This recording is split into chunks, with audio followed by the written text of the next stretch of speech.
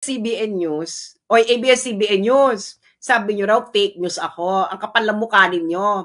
Kayong mga nakikinig sa akin, unfollow ABS-CBN. Bumalik na ulit tayo sa panahon ng 2016. Naalala niyo yung 2016, nung kampanya ni Digong, na lahat ng mainstream media noon is inaapi-api at kung ano-anong fake news kay Digong. Pinagtulungan, naalala nyo, pinagtulungan ng mainstream media si Digong noon in favor of Mar Rojas. Do you remember that? Ngayon, they are now, pinagtutulong-tulungan nila si Digong in favor of Bongbong Marcos. Wag na tayo magplastikan. This is too late para makipagplastikan. Oo, alam namin showbiz kayo, pero alam na namin na ang hilat siya. So, follow SMNI. SMNI ang i-follow ninyo. Huwag niyong hahayaan na itong mga balasubas na ito na mainstream media ba ay kumita sa trial ni Duterte. SMNI or yung Times of India. I believe ang Russia Today, i-cover din nila yung hearings ni Duterte. Pero hindi pa ako sure, pero most probably they will.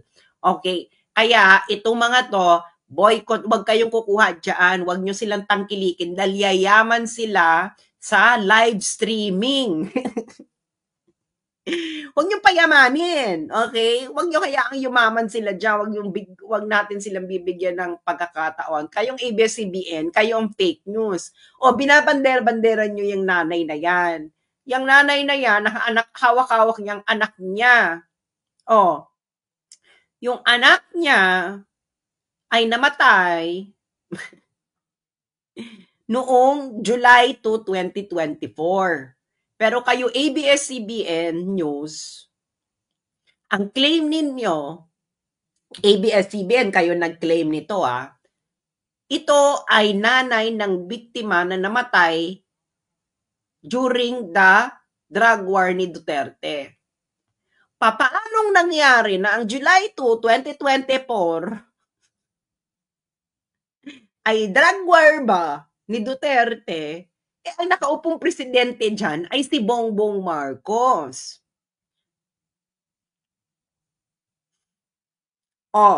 Aling Sheila, mahiya ka naman sa anak mo. Patahimikin mo na ang kaluluwa, ginagamit mo pa para magkapera. Nategi na yung anak mo. Ewan ko kung paano nategi yung anak mo, no? Gusto kong, meron ba ang nakikinig sa akin kapitbahay ni Aling Sheila? Kasi tuwing may mga ganyang victim, eme-root, ang pinakamaganda is kausapin ng mga kapitbahay. Kasi ako ay lumaki sa community na parang ganun tong community nila na close-knit, na may looban, ganyan. At alam nila ang mga hilatsyan ng mga itong binabandera, mga pagmumuka. Kaya gusto ko makausap ang mga kapitbahay. Kapitbahay ni Aling Sheila, meron bang nakikinig sa akin kapitbahay ni Aling Sheila? Gusto kitang makausap. Sino ba tong anak niya na ibinabande-bandera niyang biktima daw nung drug war ni Digong? Na binabandera ng CPP-NPA ni Attorney Conti. Tigilan mo ko, Attorney Conti. Member ka ng CPP-NPA. Ano yan, di ba? Nominee ng Makabayan. So, ginagamit ito ni Attorney Conti na nominee ng Makabayan Black. Ginagamit mo sila. Tapos, ang kapal pa ng mukha ng sabi ni Attorney Conti, pag tinotroll daw ang victims ng drug war, lalo daw makoconvict si Digong. So, para mo na rin sinabi na yung ICC court ay kangaroo court nga. Ano namang pakialam nila dito sa anak ni Aling Sheila na namatay ng July 2, 2024? Yung kaso doon, yung kaso doon ay hinaharap ni Digong 2011 to 2019. Tapos 43 pa. Papunta tayo dyan sa 43 number, ha? Ginamit mo, Aling Sheila, yung anak mo. Hindi ka na nahiya. Mga kapitbahay ni Aling Sheila. Hindi ako gusto kong i-verify. May mga unverified kasi yung sinasabing kung paano nategi yung anak ni Aling Sheila. Ngayon, ang malinaw dito, ang anak ni Aling Sheila na binabandera ng Makabayan Black na biktima daw ng drug war ay namatay nung July 2, ay binuro nung July 2, 2024. Ano yan, Aling Sheila? Daig mo pa. Ang tagal namang lamay niyan. Ang tagal namang lamay niyan kung namatay ng war, kung nategi ng war on Drugay. madaling salita, dapat ang sinisisi mo dyan, Aling Sheila, si BBM. Pero bakit ayaw pasisi ng Makabayan Block si BBM? Yun ang tanungin ninyo mga sundalo at mga pulis. Bakit ayaw mention ng Makabayan Block na ang anak ni Aling Sheila ay nategi nung panahon ni BBM? Hindi pa rin natin alam kung paano nategi. Pero alam natin, ginagamit ito ng Makabayan Block sa kanilang propaganda. This is all propaganda. Okay. Next. Diyos ko doy. Ewan ko sa inyo ba, kayo mga NGO, nangangailangan na naman kayo ng pera. Pag NGO, mukhang pera yan. Hindi naman nila sariling pera yan. Okay? Kailangan nila ng funding. Kaya kailangan nila namang eklabo-eklabo na ganyan. Okay, pupunta ngayon tayo. Okay. Kanina ko ba pinapost habang nakabartolina ako? Maraming salamat sa inyong mga nandito, kararating pa lang. Yung mga naghahanap sa akin, thank you po sa inyong concern, hindi ba? Sa akin. Okay, kanina ko ba pinapost itong Tanim EGK again. Tanim EGK. Diba? Paano naman itotroll yung mga biktima? Wala pong biktimang tinotroll. Kasi kung biktima, deads na. Paano mo itotroll yung patay, Attorney Conti? Ang inuusisa ng mga kapitbahay nila ay yung mga binabandera nyo dyan, Attorney Conti. Kung hindi nyo ba naman binabandera yung mga yan, hindi makikilala ng kapitbahay. Bakit kami ngayon ang may kasalanan? Ang may kasalanan yan, yung mga kapitbahay nila. Dahil nakilala sila ng kapitbahay na bisto ang inyong kalakaran. Ang sabi ito pa, sa Canada, ito na naman, Diyos ko Lord, sino ba kayong, sa Canada, Inquirer, isa pa kayo. Sabi ng Inquirer, Phil Canadian groups welcome Duterte's ICC arrest, call for justice. Tapos, ang isang litratong nandun ay si Jennifer Laude. Si Jennifer Laude po ay hindi po ito nategan ng war on drug. During the war on drug, si Jennifer Laude po, ito po ay panahon ni Pinoy, ang nakategi po dito ay isang Amerikanong sundalo. At ang kwento dito, kaya ito'y nategi dahil hindi dun sinabi sa sundalo na meron pala itong Nutribam. Hindi niya sinabi sa sundalo bago sila magtorjakan na meron siyang Nutribam. Ateng, hindi ba? May Nutribam ka. Yung otoko lasing. Yung otoko ayaw ng may Nutribam. Biglang habang sa kainitan ng panahon, lumabas si Junjun. Talagang magwawala yung lalaki. Well, hindi ko kinokondon yung lalaki. Sinasabi ko lang kung anong nangyari. So, paano naman itong nangyari ng biktima itong si Jennifer Laude ng EGK? Pwede, extrajudicial kantutan.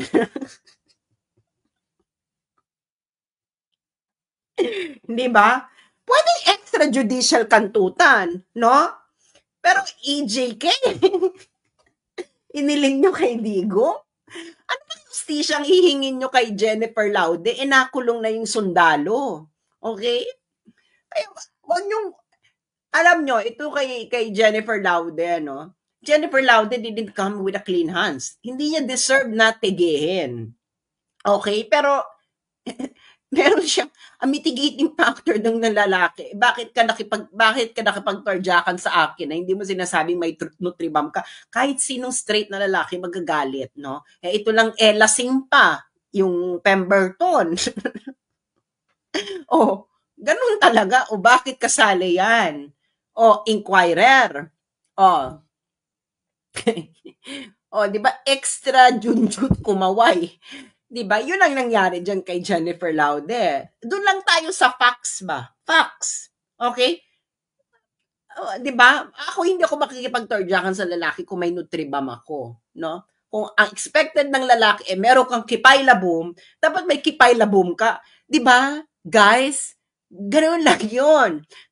Tama ba ako sa mga lalaki? 'Di ba? Kung expected ng lalaki may kipailabong ka, dapat may kipailabong ka. Kung wala kang kipailabong, sabihin mo na lang. Hindi ba? Kahit kamukha mo pa si mahal na Birheng Magdalena, no, ganyan kakaganda, kung may Nutribam ka, pero ang expected ng lalaki ay wala kang Nutribam, sabihin mo na lang. Honesty is the best policy. Hindi ba? Kasi, kung may kipailabong ka, tapos kung nakapagtarjakan ka, tapos nalaman ng lalaki na, ay, dati pala may Nutribam ka, gaganyan pa yung lalaki, ay talaga, hindi, alam mo, hindi ko alam. Siguro ma-amaze pa siya sa'yo, no? Pero kung may Nutribam ka, nakawakan si Junjun Paredes.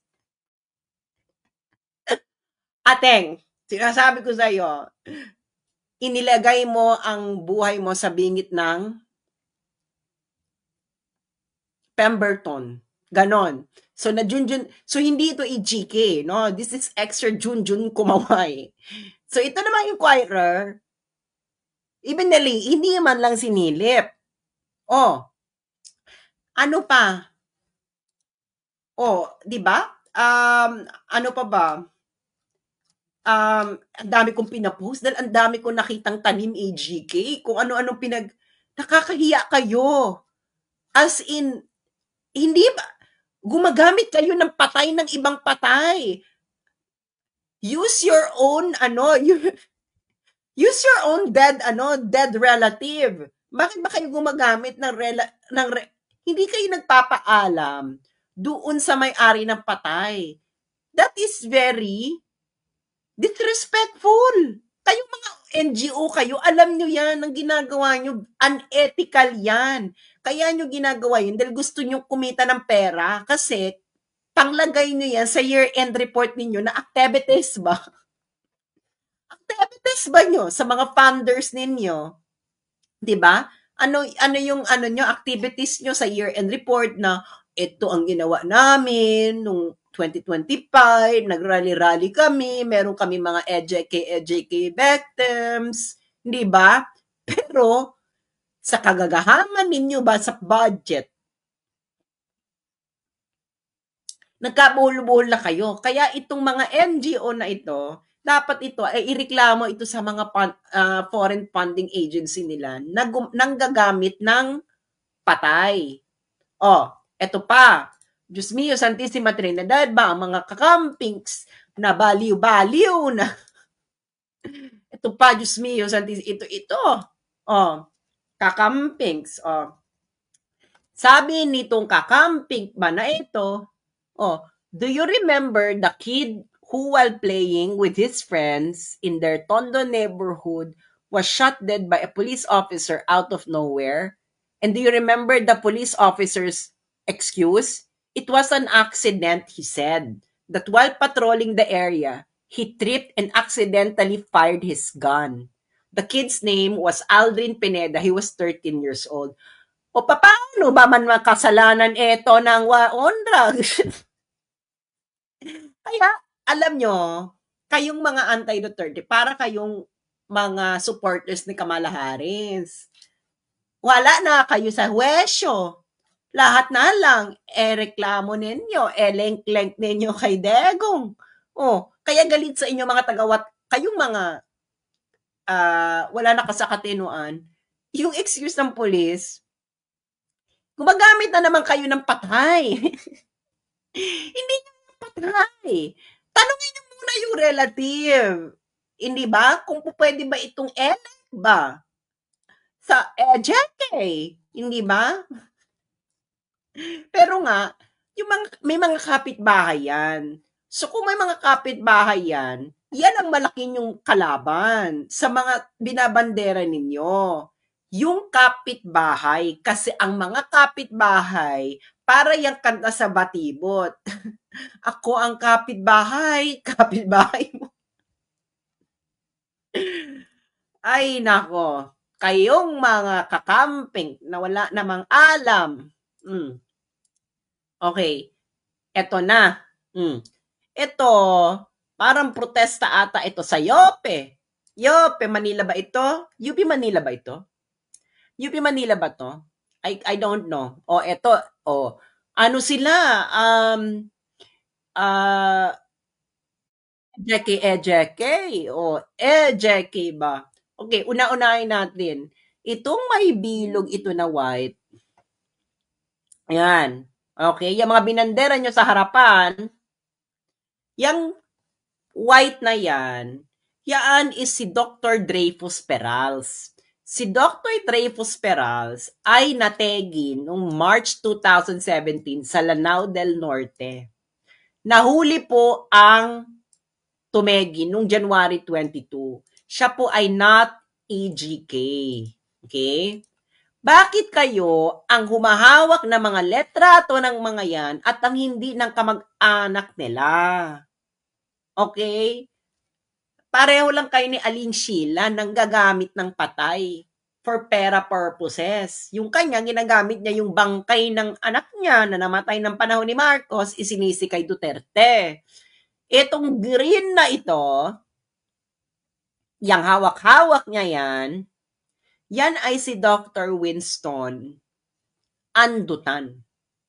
Namatay yan noong December 2021.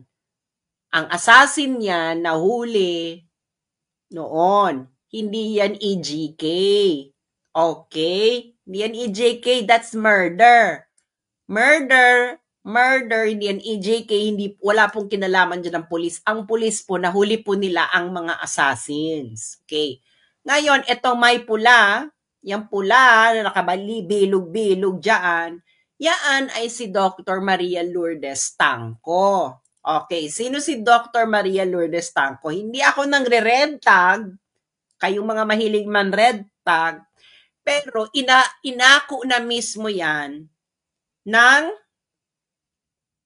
nino? Ng CPP-NPA mismo. Oh, ayan. Ito, yung bulatlat, yan ang official pahayagan yan ng CPP-NPA. Ayan, yung hawak-hawak nila si Lutangco na doktor. Oh, Lutangco, revolutionary doctor and people's martyr, kuning-kuning. Okay, kaya tanungin mo, oy, kagalang-galang na General Parlade, kilala mo yung si Lutangco, di ba? Oh, Ijigi. Ito'y namatay sa inkwentro sa Baguio. O, bahala na lang kayo kung sinong paniniwalaan ninyo, yung military or yung CPP-NPA. Sabi ng CPP-NPA, wala naman daw inkwentro. Okay? Sabi ng military, may inkwentro. Bahala na kayo. Okay? Kaso, parang pareho atang institusyon, hindi na pinagkakatiwalaan ng mga Pilipino. Military at CPP-NPA. Pero, hindi po yan EJK. Sa madalit salita, okay? Namatay yan sa inkwentro with the CPP-NPA at inako nyo yan. Inako yan. O, ng bulatlat. Lutangco, revolutionary doctor and people's martyr, kuning-kuning. Ano naman kinalaman ni Lutangco sa war on drugs? Namatay ito in the context ng pursuit ng military against the CPP-NPA. Hindi na yung kaso naman dun sa yung kaso naman dun sa ICC, walang kinalaman sa inyo si PPNP. Isa lang kayo sa nagmamaniobra. Tama? Tama? So, tanim EJK. 'Di ba? Ang kakapal ng mga mukha ninyong gumagamit kayo ng mga bangkay ba? 'Di ba? Anong klase 'yan? Use your own bangkay. Meron pa. Papakita pa natin. Mga tanim EJK ang mga puta. Ito sa UST, mahiya kayo UST. Diyos mio, Santissima Trinidad. Itong si Atio Castillo, ito ay nategi sa hazing.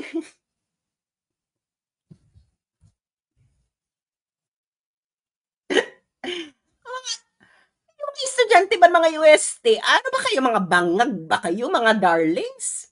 Diyos mio, girl, nakapagpa-false eyes ka, putok na putok ang eyelash extension mo. Nakapag-do-eye ka, ano ba yan? Yung kilay mo pa, ay, ano bang tawag yan? Yung microblading pa yung utak mo, yung hair mo, ang ganda pa ng kuko mo, girl. Yung hawak-hawak mo, Nategi sa hazing. Oh, sino na naman ang salarin dito sa kasinungalingan nito? Ayan, Kabataan Party List. Huling-huli kayo, Kabataan Party List. Pero EJK victim. Oh, hindi po mga biktima pinagtatawanan po namin. Ang pinagtatawanan po namin ay mga panloloko ninyo sa taong bayan. At halatang-halata na kayo kaya hindi magkakaroon sa inyo ng amor ang taong bayan dahil pinagloloko ninyo ang taong bayan. Kayo-kayo na lang ang naglolokohan. Yan, yung mga estudyanteng yan, manloloko nyo yan dahil nga hindi pa buo ang prefrontal cortex niyan. Pero yung mga magulang nito, pakibatukan. Tanungin ninyo, yung mga magulang nito, tanungin nyo yung anak ninyong putok na putok ang eyelash. Putok na putok ang eyelash extension. Hindi man lang na-verify na yung hawak-hawak niya, hindi naman nategi ng EGK. Di ba? Diyos mio, ano kayo? O meron pa, Diyos ko Lord, ang dami nito. Hindi na, lahat, ano na talaga sila, nabaliw na ba? Nawala na sa wisyo. Wala na. Ano talaga sila, tumodo na sila. Tapos tayo yung fake news. Eh, kayo ito, pinagalitan pa ng mga may-ari ng bangkay ba? O ito pa. O, ayan. Ito, no? Hawak-hawak nila itong sa dahig pa ito, hawak ito ni girl. Asan to si girl? Ito sa dahig, hawak ni girl. Hawak ng bayan muna. Okay? Yung bangkay na ito, ito si girl um, sa ano to, dahig. I believe hindi na to Makabayan Black, Akbayan ata tong babaeng to. Ni Larissa Ontiveros, if I'm not mistaken. Or Makabayan Black. Pareho lang naman kayo. Pareho naman lang kayo manggagamit ng bangkay. Itong Aldrin Tangohan, okay, inako na to ng kamag-anak. Okay? Siya ay nategi, hindi po ng war on drugs. Sinabi na ng kamag-anak, ayan, kamag-anak na mismo, umako, hindi kayo nahiya. Sabi ng kamag-anak, gusto ko pong, sabi niya, gusto ko lang pong linawin na ang aking kapatid na si Aldrin M. Tangonan ay hindi biktima ng war on drugs. Siya ay tinegi ng isang kriminal dahil sa selos. Hindi siya biktima ng anumang operasyon na may kinalaman sa drugay. Sobrang bigat na ng pinagdadaanan ng aming pamilya at mas lalong nakakadagdag sa sakit ang maling impormasyon na kumakalat tungkol sa kanyang pagkategi. Hiniling namin ang respeto, hindi lang para sa amin, kundi lalo na para sa aking kapatid, na dapat alalahanin ng tama at may dignidad. Maging responsable tayo sa pagbabahagi ng impormasyon at iwasan ang pagpapakalat ng maling detalye na lalo lang nagpapahirap sa mga naiwan. Maraming salamat sa lahat ng nakiramay at nakakaunawa sa aming sitwasyon. Okay. So gumagamit kayo, hindi nyo na pinatahimik yung mga bangkay. Ginamit ninyo ang mga bangkay para sa inyong pagkakaperahan. Hindi ba? Eh, ganyan naman kayo eh. Hindi ba?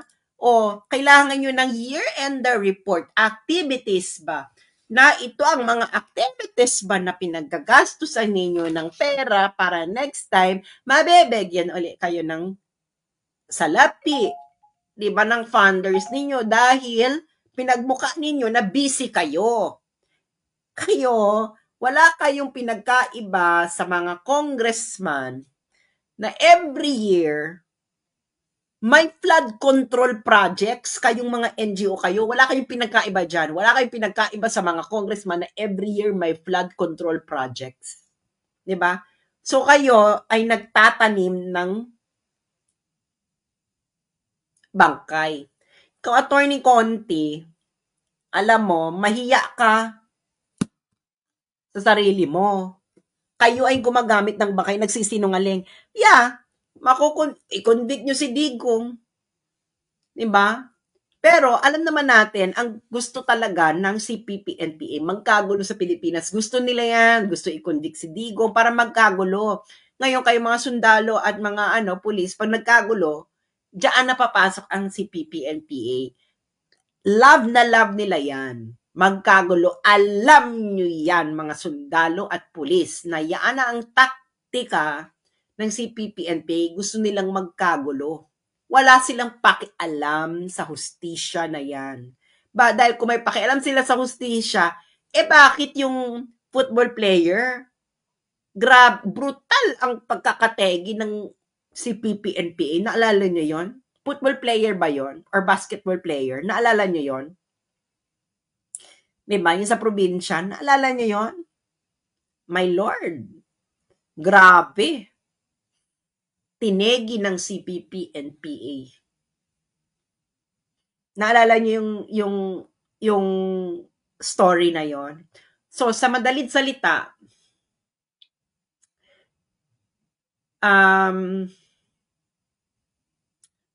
tibayan niyo yung loob ninyo, no? Lalo na yung mga taga-Wakanda. Hindi pa to tapos. Si Absalon ba yon? Tamasbate, football player. Anong pangalan na? He was Viking. Tinegi yun ng CPP-NPA. Kapal naman ang mukha ng CPP na Makabayan Black na bakit hindi niya maipakita yung biktima ninyo? Kaya, etong mga to, they are now out of their wits. Hindi na nila malaman kung ano ang gagawin nila. Okay? Dahil sila mismo nagkaka-watak-watak na. Bakit? Naalala nyo, nag-apply ng writ of habeas corpus ba? Yung magkapatid, si Kitty saka si Baste. Ito yung manifestation ng Office of Solicitor General. Okay. Ngayon, ang sabi, itong nakakaloka. Kasi nga, pinag-respond itong gobyerno. Ang OSG po, Office of the Solicitor General, abogado po ito ng gobyerno. Tapos, sabi nila dito, sa paragraph 4, in steadfast adherence to this sovereign decision, the OSG has consistently maintained, both in its submissions before the ICC and its public statements, that the case of the Philippines was not admissible and that the ICC failed to timely exercise its jurisdiction. Consequently, the Philippine government has no obligation to cooperate with the ICC nor recognize any process emanating from the ICC following the effectivity of the country's withdrawal from the Rome Statute. Considering the OSG's firm position that the ICC is barred from executing jurisdiction over the Philippines and that the country's investigative, prosecutorial, and judicial system is functioning as it should, the OSG may not be able to effectively represent respondents in these cases and is constrained to recuse itself from participating herein. Can you imagine? Sa tanda kong ito, 40s na ako, ngayon lang ako nakakita ng Office of the Solicitor General na nag-refuse ipagtanggol ang administrasyon. Correct me if I'm wrong, pero ito lang ang kauna-unahang naalala ko. My memory might be failing me.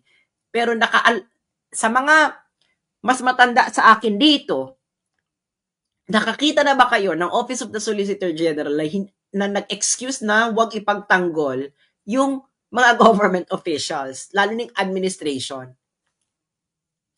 OSG mismo nagsabi, hindi ba, na wala nang obligasyon ng gobyerno, hindi kasama.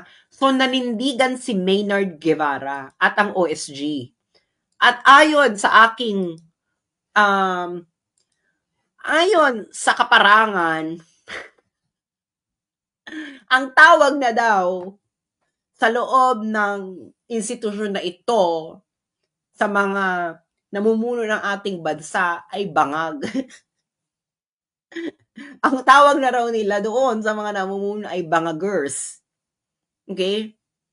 So yung OSG, dinedma, hindi namin kayo pagtatanggol dahil ito ang official position. So, nagkakawatak-watak na kayo.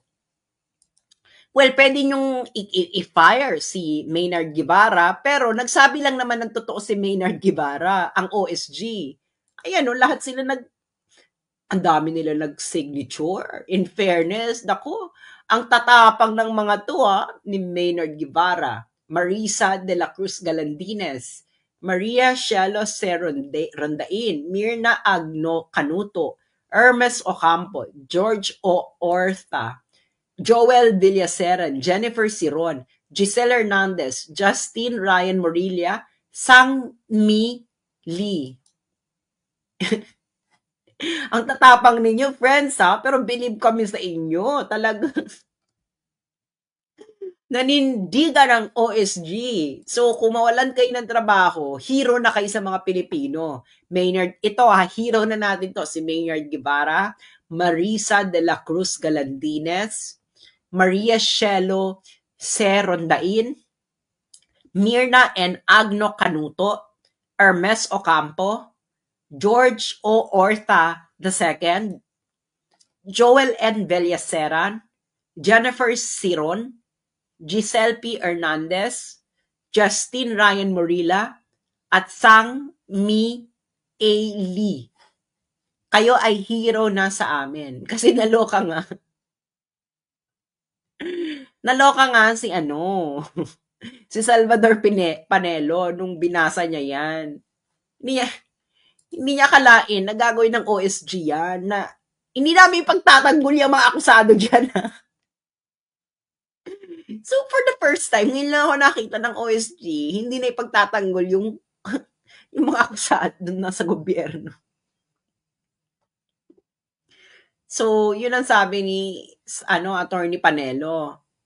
So, sabi ni Attorney Panelo, as regards the manifestation and motion filed by the OSG, filed in the Supreme Court, recusing itself, the Office of the Solicitor General recuses itself, ibig sabihin ayaw niya, hindi siya i-represent ang mga responsable dahil ito ang kanilang firm position na walang jurisdiction ang ICC. Therefore, hindi mapagtatanggol ng OSG yung mga nagpahuli kay PRRD. So, ibig sabihin, read between the lines, ang parang gustong palabas ng OSG ay ang arrest, detention at kidnapping ni PRRD ay walang visa. Ito ay illegal at unconstitutional. Mahirap ipagtanggol ang mali. Parang ganun ang gustong sabihin ng OSG. Hindi ba? Well, pwede naman mga kakamping. Kakamping, kayo na lang magtanggol.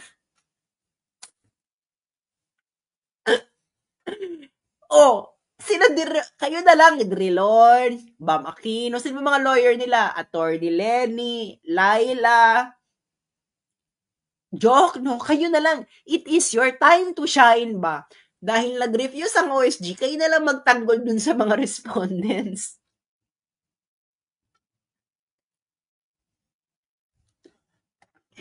Unbelievable. Ngayon lang ako nakakita sa buong talambuhay ko na ang OSG nag-refuse na ipagtanggol yung mga respondanteng taga-gobyerno. So, alam nyo na. So, yun lamang po, mga kababayan. Maraming salamat sa mga naging concern. At again, uulitin ko,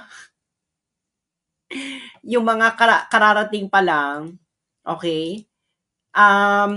I-review nyo na lang to kasi nagbigay ako dyan ng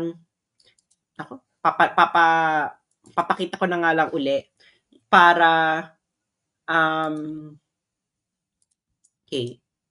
okay, ito. Para lahat ay ma-inform.